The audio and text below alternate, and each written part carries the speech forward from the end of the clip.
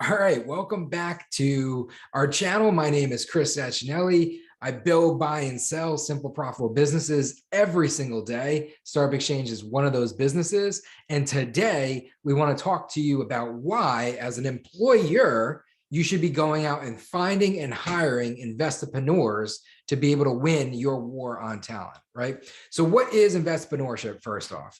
Investpreneurship is a less risky approach to being an entrepreneur. It's what we promote, right, at Bootstrapper Capital. It's what we try to provide in terms of a path forward to support the journey of bootstrapping entrepreneurs to approach being an entrepreneur with less risk, right? It's a less risky way to build a business.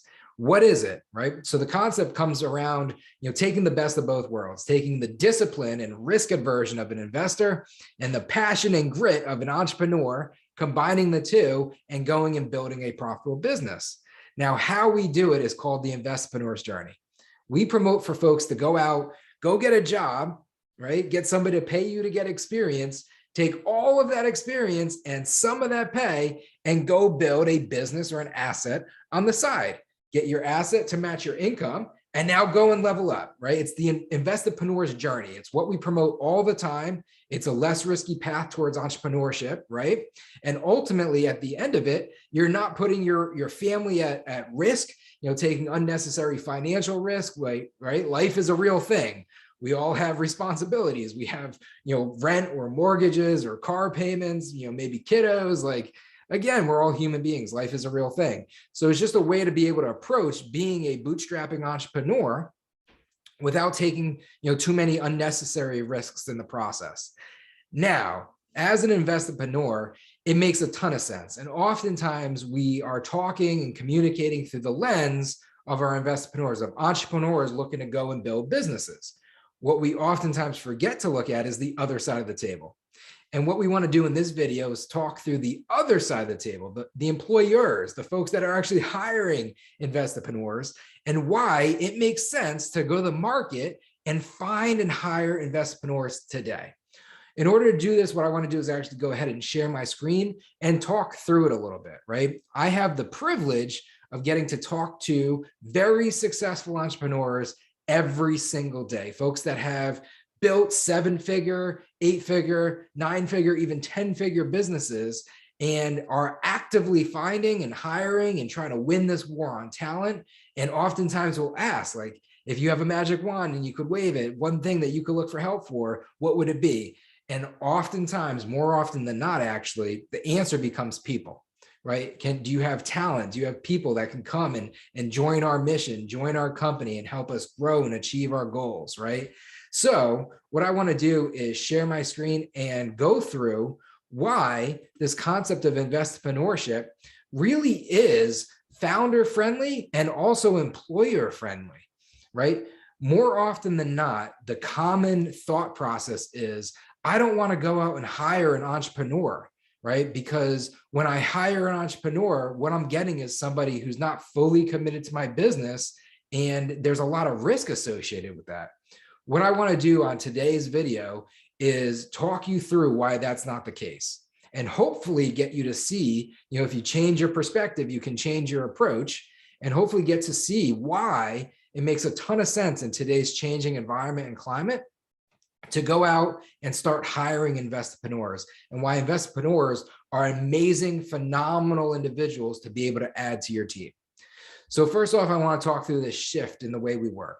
Right? We just went through a historic time over the past several years, right? With COVID taking place, work from home being a thing, shift in terms of our perspectives and priorities, right? We have this opportunity to spend time, with our family, and, we realize we don't have to go and travel 2 hours in a car both ways every day to be able to go to a 9-to-5, right? We see this flexibility. You have things like DAOs coming up, decentralized autonomous organizations that, you can go and work for fractionally. You have the shared economy, right? There's so many things taking place that are creating so many different freedoms for folks to have options, right? And oftentimes when folks have options to choose and the freedom to decide, they're going to optimize for this thing called life, right? So what we found is over the past several years, this massive shift towards, everyone pretty much having side hustles Or if you don't have a side hustle, you have these other priorities that you realize I can now bring into my life and have a more balanced and fulfilling life overall.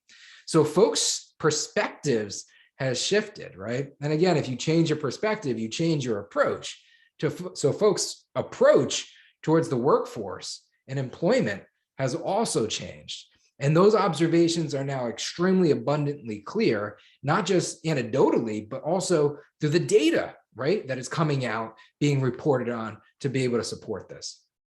Now, what I want to do is take a second to actually think through some of these other changes, right? So this is the past several years. What I want to start to do is get a little bit proactive, right, as successful investpreneurs, which successful investpreneurs are also employers, right? Because we have successful companies and we're hiring folks. I want to think through the next several years and what types of changes we're going to be seeing and the shifts that we're going to be able to see and what types of trends may come from these. And by understanding and appreciating this cause effect while want to be able to understand if we could get aligned into it and then change our perspective to change our approach and hopefully have a better outcome over the next couple of years because, you know, we take a few minutes to be able to talk this through. So when we're thinking about the next couple of years, what are we seeing, right?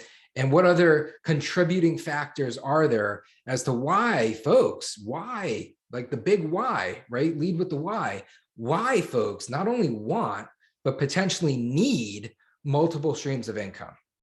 Right. And again, a big reason why folks don't want to hire bootstrapping entrepreneurs or entrepreneurs in general is because, you know, when folks have multiple streams of income, their attention's in multiple places and all these things.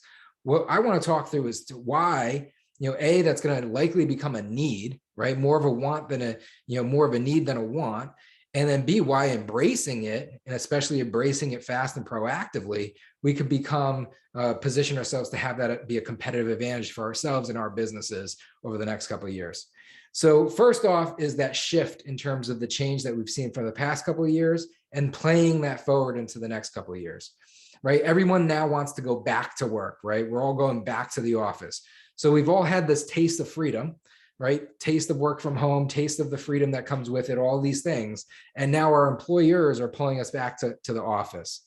What that pushes us to do as individuals and humans and employees is, you know, we want to get back into chasing the dream. We want to get back to what we already had, right? So we're trying to problem solve as individuals on how to get there.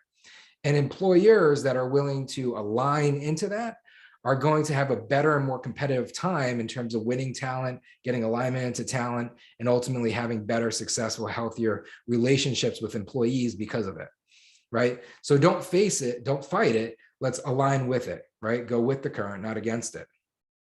Another thing that's taking place right now and is in the face of all of our employees, it's not just, oh, I want to go back to this, or I want to have this more balanced lifestyle. Now we have this other thing in our face of, you know, shifts in the economy, right? So we hear it every day now, the fear mongering in a sense, like the headlines around the recession and the economic downturn and all these negative things, right? We've had such an unprecedented period of time where so much capital is being pumped into the markets. Inflation is a real thing at this point. A couple of things are now coming about because of it. And we have to kind of accept it, acknowledge it, and then play into it.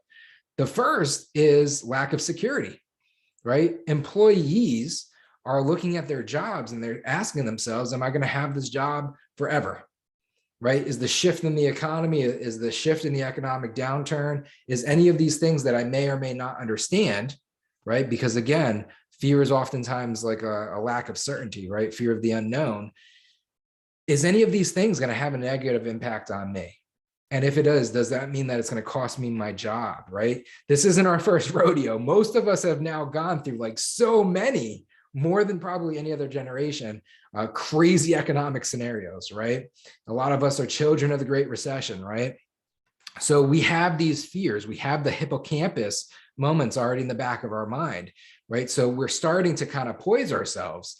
And a lot of the kids that were children of the Great Recession kind of have that ingrained in the back of our head. And that lack of security, a lack of certainty is a really powerful thing. And what that leads to is this fight or flight type of mentality. And oftentimes what it's going to look for is folks looking for other things that can shore up that security. And what that means more often than not now, especially in this time of fractional work and fractional employment, and everybody has side hustles and all these things, is multiple streams of income, right? Is being able to go and say that I have something that I own that I can feel secure and safe with, right? So folks are actively interested in this. And if we can get behind them and support them, then we can take this thing that could be a disadvantage and we could turn it into an advantage. And again, that's a part of what we're trying to talk through in terms of the why, and then the how we can actually execute that. The other thing I was talking about was rise in prices, inflation, right? That's another real thing going on. We're all going to the gas pumps, we're going to the grocery stores, we're seeing the cost of the goods and services that we need increasing. And what we're not seeing is a rise in salary that's comparable. So what do we do as human beings? Again, fight or flight type of thing. We go and we try to adapt, evolve, and make do.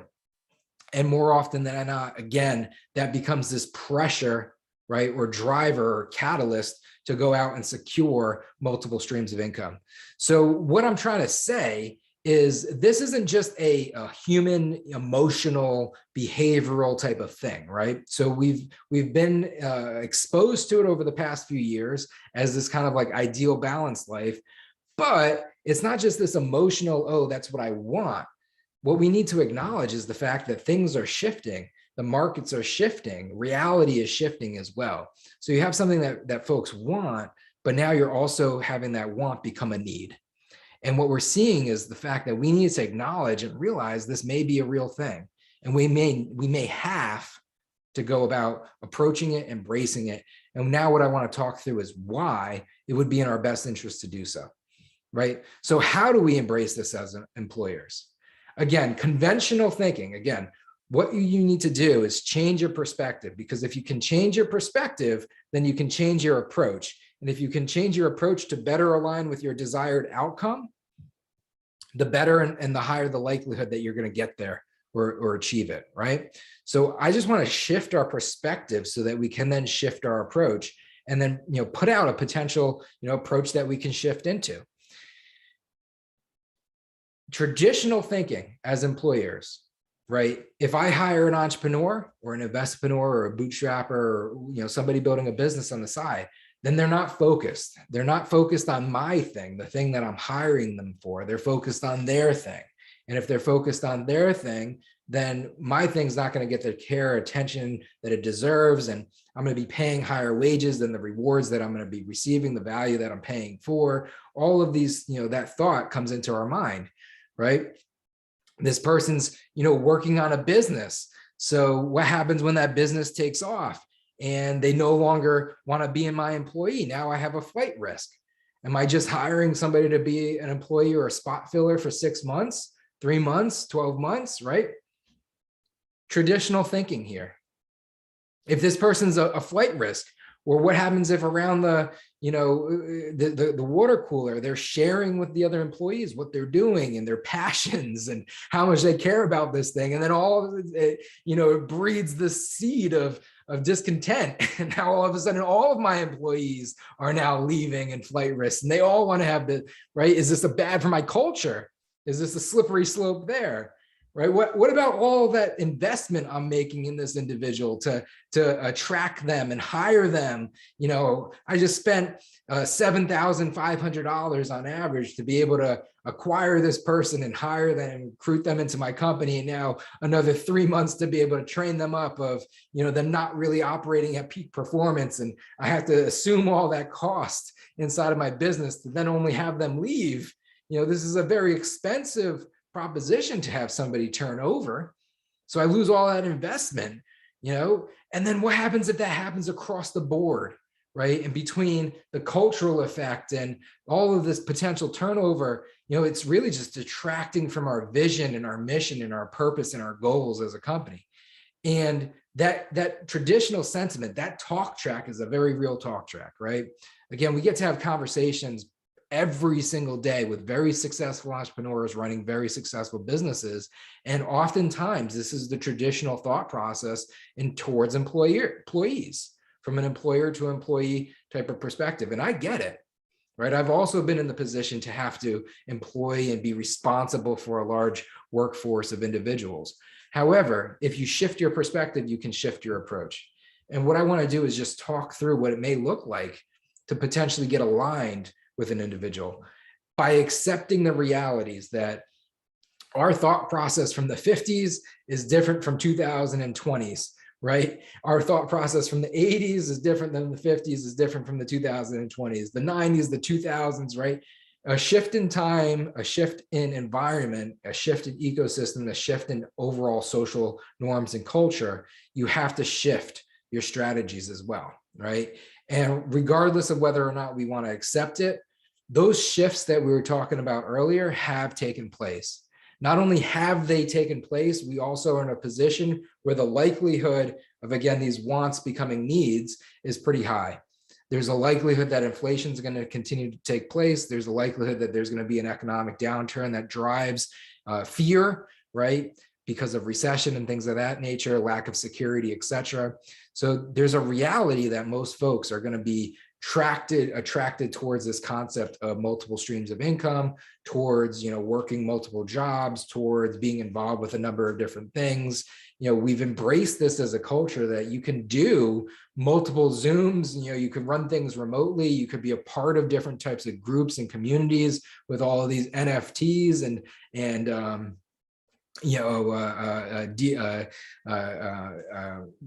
decentralized autonomous organizations, DAOs, that are popping up, right? Like this is like a real thing now, right? Like you could go drive Uber, you could go work in an office, there's so much opportunity in terms of flexibility for remote work that it's a reality, right, for most folks.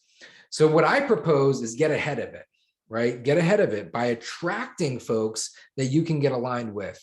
And when you're attracting an investorpreneur or an entrepreneur, who you're really targeting is somebody, that is passionate enough and savvy enough to go out and want to build a company in the first place, right? So there's a certain criteria that goes into that type of individual. And more often than not, they're very highly skilled and very highly capable. So you're attracting really top talent, right? And you're attracting top talent that may have otherwise been off market, right? Because if this individual is just trapped, highly capable individual who's underemployed because maybe they truly do want to build a business and that business isn't off the ground or whatever the case may be, and they're so passionate about it that they're willing to not get a job, full time in order to sacrifice to be able to build this, which is what we're trying to change the approach of. That person is hyper underemployed right now. They are worth way more in the market than what they're getting compensated or what they're compensating themselves. So as an employer, this is a strategy where you can go out and attract and poach talent that other folks aren't really going after. And this is top talent. This is world-class talent. So now you have a way of actually competing and attracting these highly skilled individuals. When you're attracting these highly skilled individuals, what you're doing is you're aligning into their personal whys, a personal why that is way more than just a paycheck, right? Money is a short-term motivator. If you want to really capture somebody, really get them to care about, you and what you're doing, align with their why, right? What matters to them. And for an investorpreneur, an entrepreneur that you would bring on, that's very clear, right? They have this thing that they're passionate about, and they just want to have the freedom to go out and pursue it. So if you could capture them and align them and say, hey, listen, I understand that this is going on, right? We're okay with this. We just need some parameters. We need some framework. And we want to create the freedom for you to be able to go out and pursue your passion and your dreams and do so in a less risky way. We want to give you some confidence. We want to give you some security. We want to put you in a position where we appreciate you and still allow you to go out and do this. That individual is going to be so appreciative of that opportunity that you're giving them. That level of appreciation is going to be so hyper aligned with the culture you're trying to build and the job function that you're trying to capture that highly skilled individual to deliver for your organization. That is a highly motivated and aligned employee. Why? Because A, they're appreciative of the opportunity, and B, they really need that paycheck, right? They're looking for that security. So if they're being given what they need, with the freedom to pursue what they want, that's an ideal situation. And because that's an ideal situation, they don't want to lose that. So that's not a flight risk. That's not somebody that's bad for culture, right? That's not going to be a turnover that's going to cost you money. That's going to be somebody who's hyper dedicated, hyper aligned, and a massive champion in the marketplace for you and your organization. Because again, they're super appreciative of the opportunity that you're giving them and the way in which you're giving it. On top of all that, there's also opportunity for you as an employer, who many of you are entrepreneurs yourselves. There is an opportunity to do a level of seed investment, right? And trade and barter and bargain opportunity for equity, right? We talk all the time as bootstrapping entrepreneurs. We may not have investors, or we may not think we have investors, but the reality is we do. And they're called customers, right? So as bootstrappers, we talk about our customers being our investors. Maybe we're not going and raising VC, venture capital, but we are raising money, and we have investors, customers.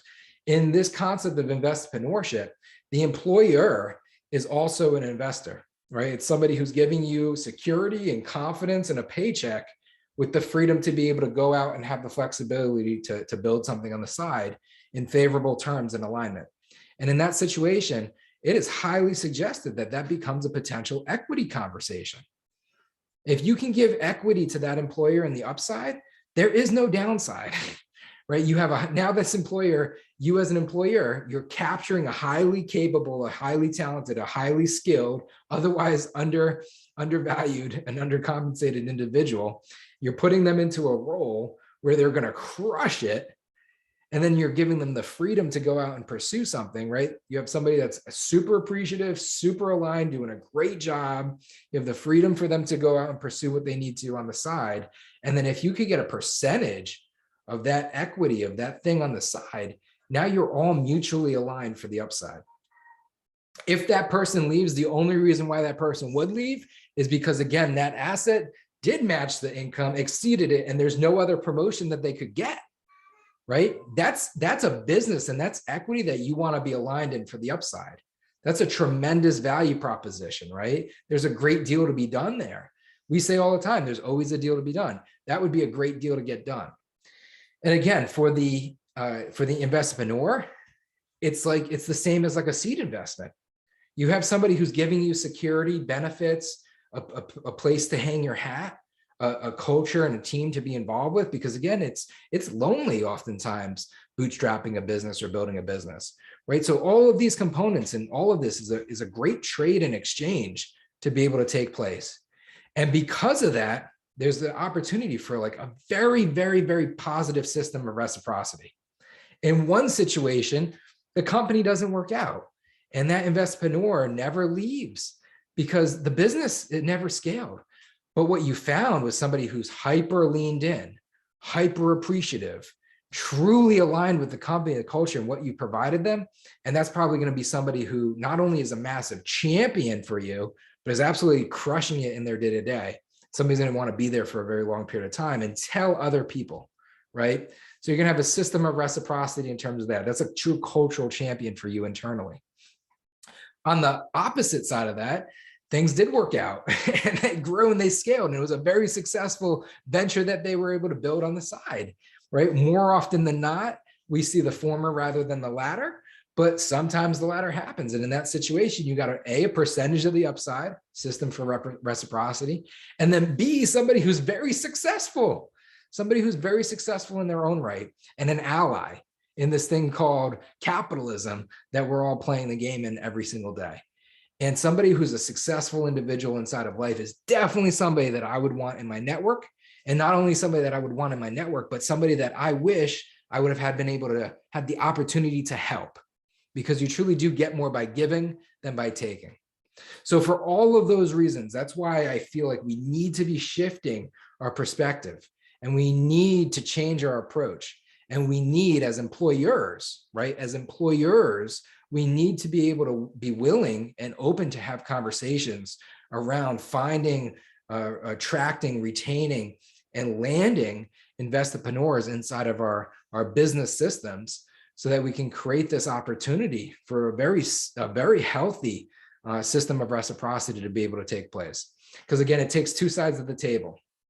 Now, the other thing is, just to put it out there, if you're willing to, as an employer, embrace that fact, right? And just for a second, you take a step back and say, wow, Chris, everything that you said today makes a ton of sense. Not only does it make sense in terms of a good deal and a good overall situation, but yeah, what you're saying in terms of the economy and the ecosystem and the environment that we're living in, these are kind of facts of the reality that we need to just accept and embrace, right? If you just sit back and just start there and say, this is what it is, no matter what, you have two options. Either you can get proactive and go out and start embracing this proactively and position and structure deals with the right people, right? Competitively speaking, that really truly does set up a win-win-win type of situation when you get what you need for your company, attract and retain the right talent. When things don't work out for their business and you have a great employee for the long term, when things do work out and you get opportunity in the upside and somebody who's successful. Win-win-win type of deal structure. You can either do that proactively, or you could say, no, I'm not going to change my perspective. And, you know, I want to hire folks that are just focused on my thing 9 to 5. And then all of these things end up playing out in the economy. Inflation ends up going up, right? Fear, lack of certainty ends up coming in. And folks, no matter what, intrinsically are going to be looking elsewhere. What you'll find yourself in is folks going out and not telling you openly what's going on, and them doing consulting on the side or advisory work, or going in and getting involved with XYZ startup or whatever the case may be, or building their own thing in stealth mode, right? So the reality is no matter what, there's a cause and effect, and either you can accept it or not. And you can either get in front of it proactively and leverage it and take this opportunity, right? This thing that could otherwise be risk, and reassociate the risk and realign the risk into an opportunity and potentially create opportunity for others. And you get more by giving than by taking, or not, and potentially have to, you know, become a victim to or suffer from the effects of. All right, so that's it. And hopefully this shifts your perspective a little bit. And hopefully because of this video, more awesome investpreneurs who truly do want to follow that journey and really hang their hat somewhere and be a part of a team in a meaningful way. They just want to have that flexibility on the side to be able to pursue their own passions and visions and be able to triumph within that. Need a little bit of help and support. You know, hopefully more folks can find that, you know, because we're able to have this conversation today. Appreciate you for watching this. Till next time.